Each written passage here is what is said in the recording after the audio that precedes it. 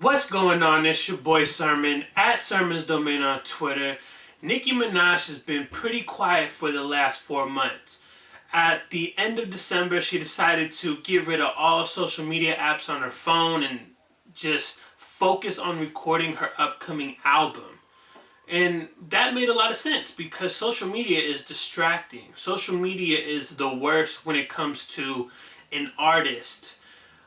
Especially someone like Nicki Minaj, who often gets a lot of hate, a lot of comments. Like, there's all different types of stuff that is just downright distracting.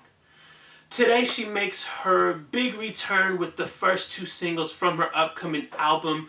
One song is titled Barbie Tingz, the other is titled Chun-Li. This was put into a huge social media event, hashtag Nicki Day. She did an interview with Zane Lowe on Beats One on Apple Music that has been getting a lot of attention. And we'll kind of discuss that a little bit. There's a bit of disappointment that I wanted to talk about in regards to the interview, but we'll get to that. We didn't get too many details on the album. We know that an album is coming.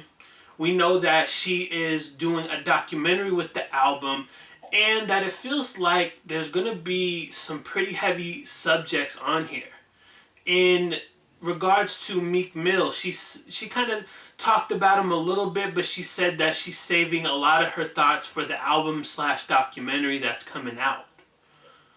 So let's get into these two singles. Let's talk about Barbie Tingz first. This one is fire. I like this record. The beat, to me, it feels slightly different than what Nicki would usually go with, but I like it because it works. It has this energy to it, and Nicki is able to reciprocate that. The beat itself, it kind of feels a little like an 80s style hip-hop / rap type of beat, something that like a Run DMC or LL would work with, but then there's like just a little hint of like modern sounds throughout. She said that she recorded this record over a year ago, and it was supposed to be for Drake's project, which I'm assuming would have been for More Life. I could hear Drake on this record, but I'm glad that Nicki decided to keep it for herself because the record does really well. The only thing that I have an issue with is when you're listening to the song, and it happens often when it comes to like Nicki's songs. There's definitely some subliminal shots on here, and the fact that she said she did this a year ago in Paris made me believe that this is more about Remy Ma than anybody else. And I'm just looking at it like, why release a song this old and continue throwing shots at Remy Ma? It just doesn't make sense for where we're at right now. That beef is long gone, it's dead and gone, it's in the past. It doesn't need to be brought up anymore. Then we have Chun-Li, which is the more interesting of the two. I feel like this is yet another good example of Nicki back on her rapping tip. It's good because usually Nicki goes for like those pop records for her first single. But I think this is a really good strategy. Put out two songs that both have high energy, that both are catchy, and pretty much let the fans decide. You get like this winning formula. In a week or so, we're going to see where these records are on the Billboard charts. And I look at it like maybe Nicki and her label are going to push the one that is higher. Because that is the one that fans listen to more. They streamed. It was played on the radio more. Like, it's a really good marketing strategy to put out these two songs. Even though I like this record, I was a bit confused with it. Nicki does this Scarface-like impression where she kind of recites the whole, bad guy speech from the movie. And I'm just kind of confused by that. I don't feel like Nicki is necessarily labeled as the bad guy / girl.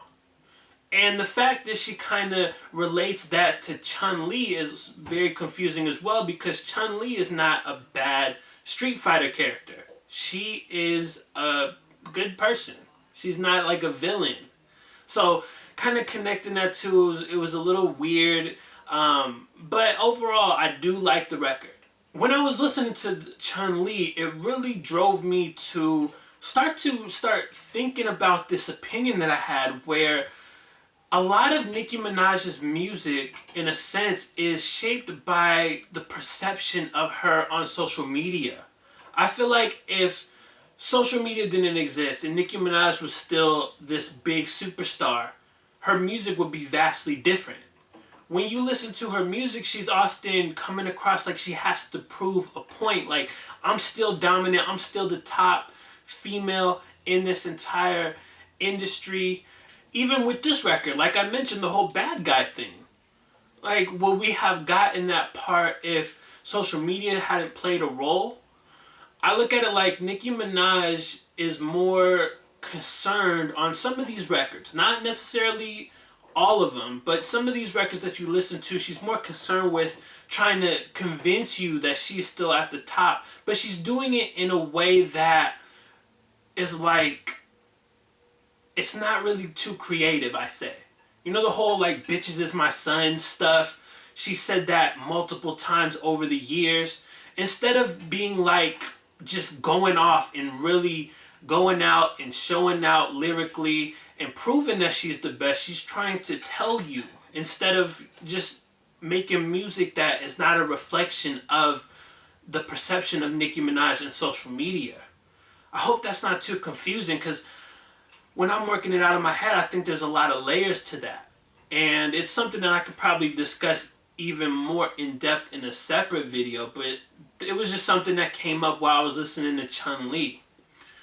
Now, coming back to the interview with Zane Lowe, I was kind of disappointed because after the two songs played, the interview took a really weird left turn.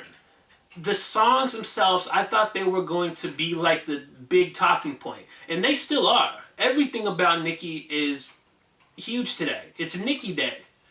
But it seems like the conversation that she had about Cardi B and Migos is kind of overshadowing the records in a sense.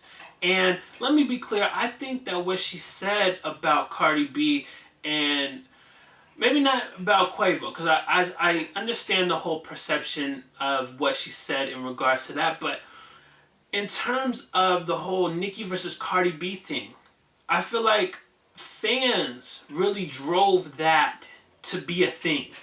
And it goes back to the perception of social media. Nicki Minaj is essentially playing into that when she talks about how she was hurt by Cardi B's interview and tries to flip the script and make her seem like she's the bad person in all of this. Honestly, it's something that seems blown out of proportion. The whole situation. That's all I really had to say about that. I don't want to get too in-depth. We're talking about the records. That's what this is about. This is about the music. So going back to the music, I'm glad that Nicki put out these two songs. It's cool to see her really rapping. And I don't say that in the sense like her last album didn't have any rapping. I say that in the sense that it's been a long time since we heard new Nicki Minaj, since we really heard her rap on her own music, not a guest feature. And so it's cool to get like a old mixtape Nicki Minaj vibe with these records. For me, I'm hoping the album has more dimensions to it. I know Nicki Minaj can rap when she wants to, but I also want to get in like I want some depth to this album.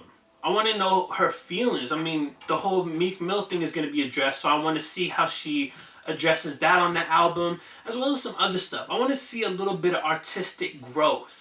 Because at the end of the day, when you live life and you go through these different situations, they're supposed to change you, evolve you, and ultimately I would hope that it influences the music.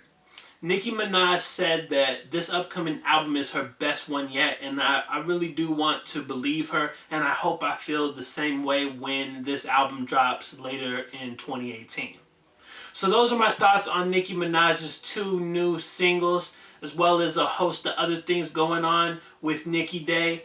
After you listen to these two singles, I want to know what you thought about them in the comment section below. Is Nicki Minaj back? Are you going to keep these in rotation? And which one out of the two would you push to radio?